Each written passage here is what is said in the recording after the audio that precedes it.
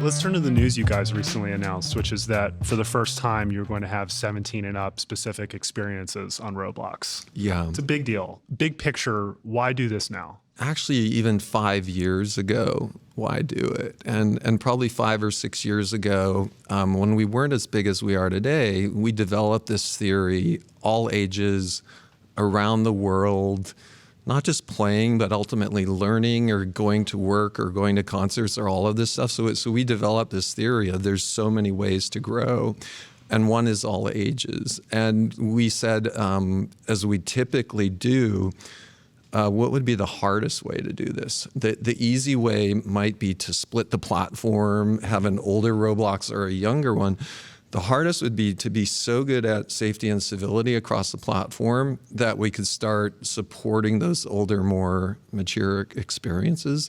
But I'm super optimistic that it supports that vision, that these types of platforms that Roblox are future communication and connection platforms. And they're not just for 6-year-olds, they're not just for 14-year-olds, they're for 60-year-olds, they're for 35-year-olds, they're really for everyone.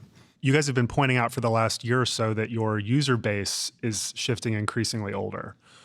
It's almost natural. And the amount of usage we have, for example, in USA 9 through 12 is pretty staggering.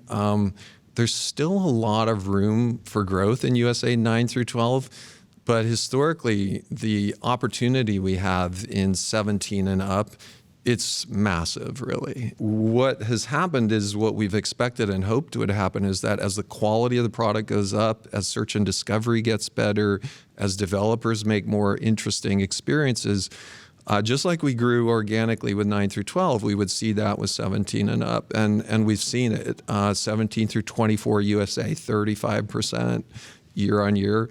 It's really exciting. I met someone, 21-year-old member of our family last week, and he's like, oh, Roblox. He said, all my 21-year-old friends are playing Roblox. Really? I'm like, what is up with that? Huh. Like, that is exactly what were they playing? They were playing, I think, Doors. They were playing Murder Mystery. He knew the names of these experiences, and it was an early touch point for me of that type of behavior we want to see. So are your users aging up? Because I mean, Roblox as a company is a young adult now, right? Yeah. Roblox has been around for a long time. So how much of it is users aging up, which happens naturally on these social platforms, versus older, new ages? I think we see both, right? Okay. We see the people who've been on Roblox for 12 years now, and a lot of our creators have been on the platform for 15 years, which is really, really cool. In this case, though, this was like word of mouth. 21-year-old friends like, oh, go try this out. So I think they are both coming together. And as we get into 30 and up, less of those people have been on the platform before. I was going to say, I feel like I'm one of your target users to come on the platform. 30, don't have kids yet. Yeah. And as a gaming platform, I could see you eventually getting experiences that are compelling enough in their own right as like a first person type experience for someone my age. But how do you get all my friends on there? That's like that seems like a tricky problem and a unique problem for you all as a company. How are you thinking about that social graph component of aging up? Arguably, just the gaming market is huge. And so there's arguably a company strategy where we're just going to be the best at gaming. We have all these developers. They're starting to go from 1 to 5 to 10 to 100-person studio. You've got studios merging now, which is VC-backed studio. Like, we have all of that.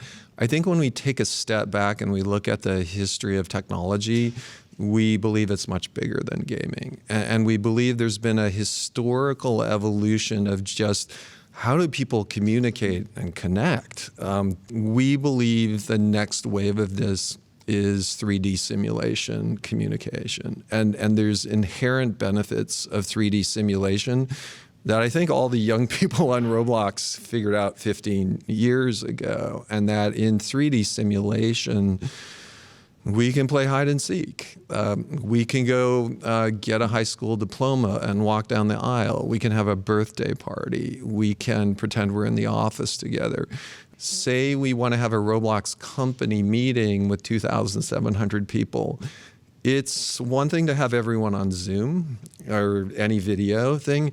It's very different to have 2,700 people feel like we're all in the same place. Me whisper to someone next to me, hey, what do you think of Dave? Kind of thing. Walk around, have all of that social stuff. So as far as body language cues, being in the same place, audio, I think there's just a lot of inherent benefits. And so I think it's bigger than gaming. It's how people ultimately communicate at work, how we go to school, how we go to concerts, a wide range of stuff. There's already been, I don't know if you've seen this, some interesting reactions to this in the Roblox community, I think especially among your younger developers who have also noticed that at your gaming conference this year, for example, it's the first year that it's only 18 and up allowed. You're not allowing, minors accompanied by adults this year. And so I think there's already some tension where people are going, does this aging up that's happening mean that Roblox is going to leave behind the young developers who helped get the platform to where it is today? I'm super optimistic that this isn't going to be an issue. And I'm so optimistic because so much Roblox is starting to be used for computer science education. It's starting to work its way into not just coding education, but first robotics, for example. Like not everyone has the ability to have the physical hardware to compete in robotics, doing that in a simulated way, learning about traveling to Mars, mission to Mars. So I think there's just going to be such continued educational groundswell. It's much bigger even than our developer community. I think for RDC, you're right, it's going to be 18 and up. There's just a lot of, it's becoming a grown-up professional type event. But I think our roots are so much in the community and, those younger people. They'll continue to be amazing 13-year-old creators who, start to make a living on Roblox. I don't think there's any risk of that. People spend, I think, roughly, $3 billion a year or so on Roblox. You've got your currency, Robux. What are they buying? What are people, I think parents are sometimes wondering this too, like, what is my kid buying? I think one of our innovations was to trust the creativity of our developers and to trust, rather than being very regimented around what you might buy in an experience. Say if we provide the core platform and the infra, we'll be really surprised by it. And we continue to be really surprised by it. In the early days, we were like, oh my gosh, someone's selling flashlights. That's really cool. Like, that's really interesting. Whatever our creators have sold, vehicles, clothing, VIP passes, all of that, they continued to astound us with their creativity. And I think our creators are always very wisely balancing new users, fun, retention, without people spending, with those fun things that some people can buy on top of it. So one of my favorites was Bird Simulator. A long time ago in Bird Simulator, you could have all kinds of things. You pretend you're a bird, catch, animals. What's it like to be a bird? And if you wanted to be an eagle sooner than later, you could pay a little to do that. So it's really astonished us at the level. I think it's astonished me too. I mean, you see just things that you're like, wow, it costs that much to have this virtual item in Roblox. Then I think then we get out of the experience into virtual items. And I would say I have a personal thesis about virtual items. And I think it is astonishing that luxury goods can be so expensive, right? My son was telling me about a certain brand of watches that music stars wear that cost $250,000. I'm going like, whoa, I didn't even. There's several of those. Yeah, I didn't even know that. But what it highlights is that these behaviors in the digital world, once again, may start to mirror what happens in the physical world. And I think if you and I, for example, long-term spend 1 or 2 hours in the digital world and 16 hours in the physical world, it's arguably possible that our clothing, what we wear, we would pro rata value that. And if I'm spending 5% of my time in the digital world, I might spend 5% as much digitally on what I'm wearing in the brand as what I spend in the physical world. And I think that supports some of the behavior we've seen. On the developer side of making experiences, I've seen some analysis that the platform is trending towards fewer devs making more of the money.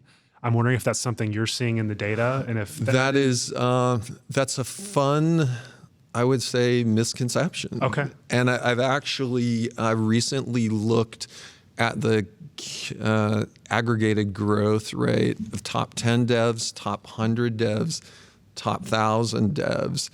And over the last 3 to 4 years, the growth rate in the spending of dev number 1,000 is faster than dev number 10, and dev number 100's in the middle.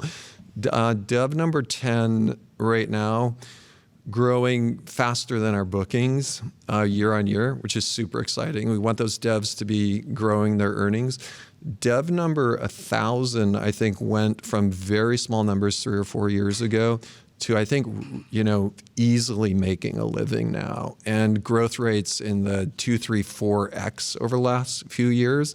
So that's a really sign of a healthy dev so that ecosystem. long tail is still important to the platform. It's almost like you can imagine that long tail is, everything's accelerating. That long tail is accelerating even more rapidly, which bodes well for interesting content, bodes well for new experiences popping up. And so, I guess if we ran the number, our ecosystem, which is going to distribute over $800 million this year, supports a lot of developers. Like, there are a lot of people making a living on Roblox right now. How do you balance developers being able to advertise their experiences on the platform and ensure that that doesn't game discovery, that doesn't become a pay to play? It's so interesting. I think we have an amazing discovery team that is focused on organic discovery and doing it as 100% objectively and fairly as possible. Like, we don't want to be putting our finger on the scale here.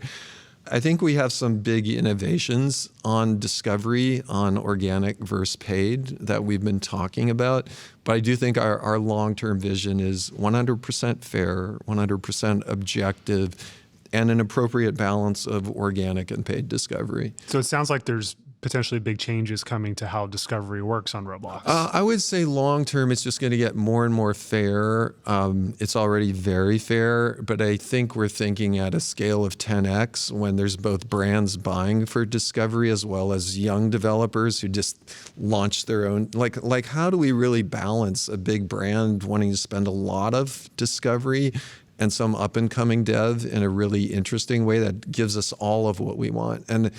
And I think we all want the same thing. We want that classic story of a young developer just made their place. There's 200 people there.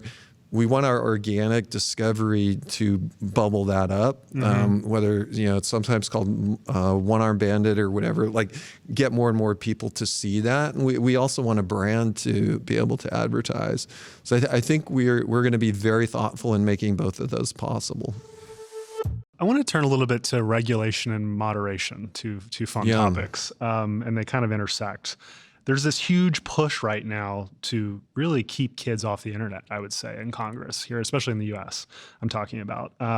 There's like a COPPA 2.0 bill. There's all these talks of we should ban social media for kids.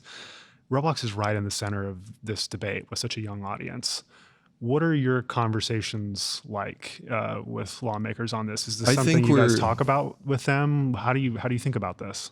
I think we're in an exceptional position, both from a company culture point of view, as well as from strategically what we're building as a platform. I mean, our civility people are out speaking in various forums, trying to take a leadership role in what's the vision for kids on the internet. And if you scan some of the places we're participating, you'll see us actually trying to drive the discussion here. There's an interesting thing around my belief of what we mean when we say social media. And social media means a lot of things. It can mean you and I sharing photos about our life and everyone else looking at them and comparing them. It can mean you and I consuming short form video a lot. But it can also mean you and I hanging out and communicating in a virtual environment and doing some of the things we do in the real world. What we saw over COVID, how do you stay connected with your friends or your grandparents? How do you have an authentic communication? I think legislators are getting more and more savvy that social media isn't just one big thing, that it's a variety of things, some which are, once again, sharing imagery, some which are video, but some that are almost more akin to the phone system. How do we communicate? How do we stay connected? And so I'm optimistic about the direction we're going. I think I'm optimistic about a direction around civility, around safe communication, around learning with your friends. I think a lot of the things that people are starting to build on Roblox, I think, are very positive things for the world, you know. And it seems like you all are leaning heavily into age verification as a way to keep the platform safe, because you do have the potential for strangers to interact. Yeah, I think it's safe to say that in many areas we lead with company values and vision ahead of legal restraint, you know, and I think we self-correct well before legislation in many ways. So our voice rollout, we're being very, very thoughtful on that. Our 17 and up, as you noticed, full-on photo ID verification, which is beyond probably most apps out there. But we believe, I think, typically by doing this hard stuff, that we start, you know, we do create this opportunity for this billion-user platform that we're optimistic. Let's be honest, the verification is also, it's a business growth barrier in the near term. Like, if you were being purely capitalistic about it, you wouldn't try to do this. Right? We have this saying, optimize 5-year enterprise value. So, you know, like if we could say, how do we optimize Roblox's enterprise value in 2028? It's probably what we're doing is going to optimize that, because we are eventually going to get to larger and larger numbers of 17 through 24. We generate more than enough growth and cash to like say, oh, we got to let every 17-year-old on right now. And so I do think it's a little bit of a long-term optimization rather than short-term. Like I said, don't have kids. I did talk to some friends who have kids on Roblox ahead of this to kind of hear about their experience as parents with kids on the platform. I heard a kind of recurring thing. They were like, you should ask David about this.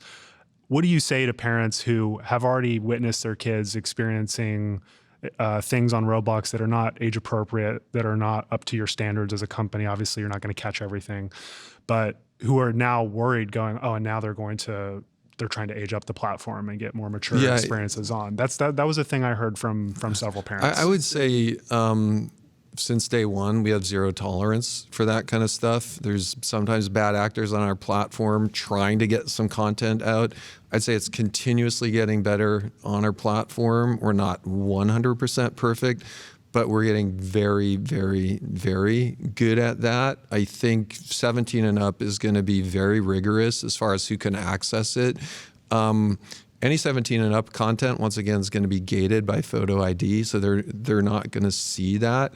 But I would say we have zero tolerance, and I think it's kind of our top priority. Our safety group and team is probably the largest group in the company right now, if not. And so it's a big focus for us. Do you think like the more mature things like nudity will ever be allowed on Roblox in any way? I think what I would say is we would lead first and foremost with safety and civility, and then second with mirroring what happens in the physical world. And so I would never rule it out. I would say getting to that kind of stuff probably isn't in the short-term future for us. With Roblox being such a UGC-heavy platform in all ways, and people creating items, creating literal virtual objects to the actual just interactions that human beings have as their avatars, what are some of the moderation challenges there? I imagine they're very unique to a platform like Roblox, and you've built a lot of this in-house over the years. What have you observed in kind of how, when you first kind of started to really do moderation to where you've gotten now, like, what was there a moment where you're like, we have to approach it this way? Like, this is the only way we're going to fix it. Like, what kind of walk me through that journey of like how moderation the journey is started. pretty interesting. So imagine 4 of us in a small office in Menlo Park, being live for about a month, and peak times maybe 50 people on the platform. Yeah. And the temptation, okay, more engineering. There's so much more stuff we can build. And then my partner Eric saying, we have to build a moderation system. And so it was actually a real values moment for us to say, okay, yeah, this is what we're going to work on a month in as we're growing. All the way to the point, probably for 2 to 3 months, the four of us, we were the moderators. And so we rotated being moderators every day as part of it as we gained experience there. So it really started very early. I think it's always been a top focus for us. The challenges just get more and more complex all the time, and we get better and better and better all the time, but the core value has always been there. I don't think we've said the word metaverse yet, which is frankly amazing this far into the conversation. I think if we were having this conversation a couple of years ago, we would have said it in the first like 60 seconds. So there's that, and then there's this whole generative AI thing, which is kind of the new metaverse in a way, in terms of it's a buzzword. I think there's a little more to it than that. Is Roblox a metaverse company, and is generative, like how do those two ideas intersect? And I like the notion that irrespective of the news cycle or what's been going on, our product development trajectory has been relatively consistent and smooth and straightforward. So I like the notion that what we were doing 5 years ago blends into what we're doing today in a smooth fashion, driven by our own vision rather than the news cycle. That said, on the metaverse angle, we do believe this new emerging category runs on all devices, which is really cool. It runs on phone, tablet, computer, console, VR, AR devices, all of that. So I think we've been very consistent there.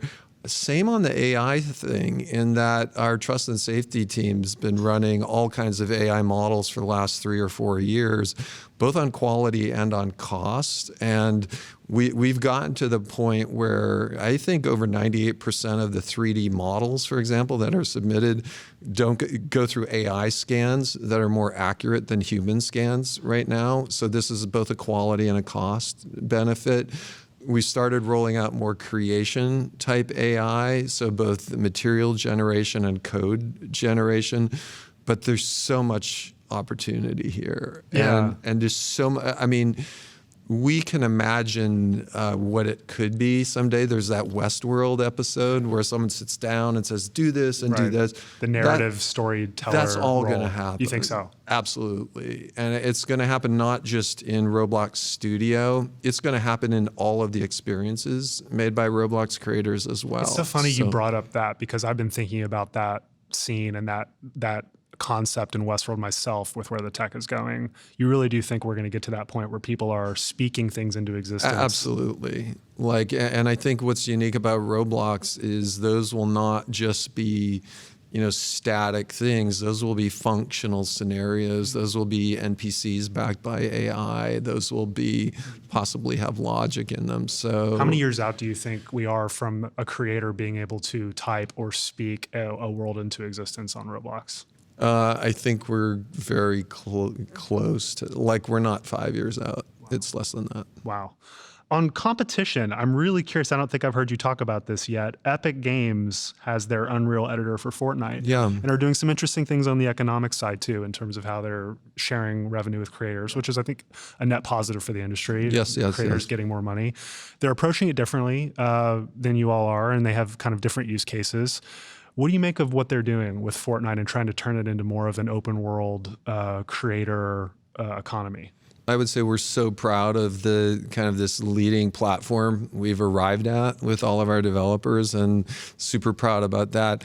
And we are also really proud of the notion that early on UGC for us was so important, and it has proven to be just such an innate thing ultimately, that it's a big thing for everyone. So we're super proud of that. We continue to just be, once again, super proud of the economic opportunity on Roblox as well. We'll probably distribute over $800 million this year. We are starting to see these VC-backed studios. And I do think, we invite all of the creators on Roblox. If I think about a creator and what are they thinking about, such a range of awesome creators out there. Okay, I'm 13. I want to try making something. Can I push it live and have it run in every language? And can I go viral? I'm maybe me and 3 or 4 people want to build something really interesting and go live, or I run a 200-person studio and want to both make my own stuff as well as brands. And can all of those work? Can all of those have a hope to not just being on a 60 million person platform, but a billion user platform?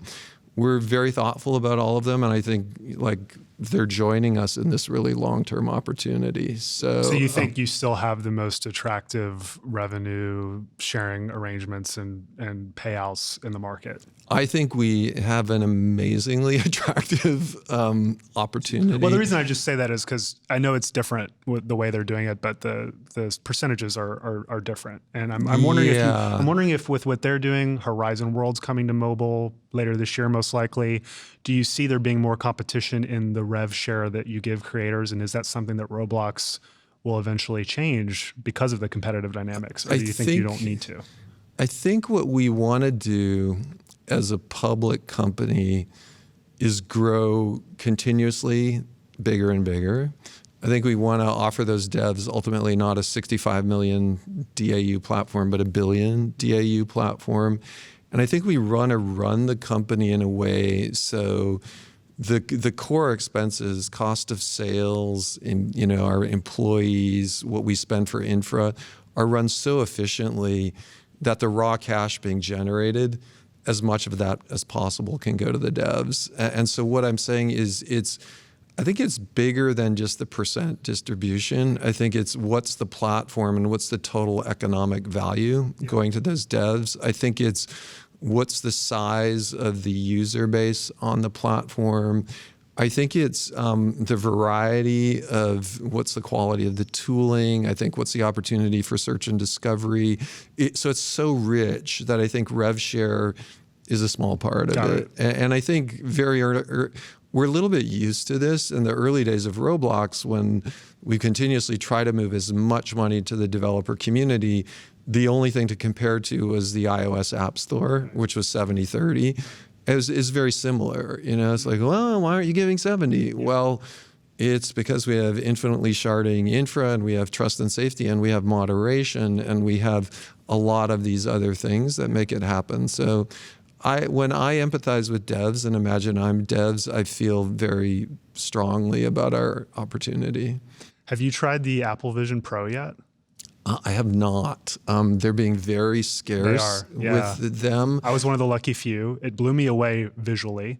And I'm wanting to ask you about that because Roblox is technically available on VR headsets, but you really haven't embraced it, I would say, full-throatedly as a company. Do you see an opportunity for Roblox in this category that is perhaps bigger than what you've done to date? I think the opportunity is really big to imagine a platform like this that runs on every device. And I think just like 2D HTML was early on, something that jumped from PCs to phone with the Apple iPhone, pinch and zoom and all of that. I think 3D immersive is that same way. Once again, phone, tablet, computer, console, living room, VR. So yeah, I'm bullish on VR in the sense that it offers super deep immersion. When I boot up a 8 to 10-year-old Roblox experience that I might have made 10 years ago and go into it in VR, it's a whole new deal. Yeah. Like I'm here now kind of thing. So I would say we want to be on all platforms, and we definitely want to be on VR, and stay tuned. Okay. Last question. This is actually from my colleague's 8-year-old godson, who the best question. Wants to know, is there a way to get infinite Robux? Yeah, so I'm looking at our team over. So this could be kind of like a really good educational opportunity, because imagine there's if I, as a parent, you can imagine, okay, there's a company has shares of stock. There's the U.S., and they have the money supply, and then there's Roblox. And in each one of those things... What is Roblox in that analogy? Well, there's interesting things in each one of those when you print infinite things. So if Roblox as a company printed another billion shares, there'd be a lot of dilution, and That's right. our shares would be now worth 2 pennies. So, okay, the value of the company stays the same, more shares, less value.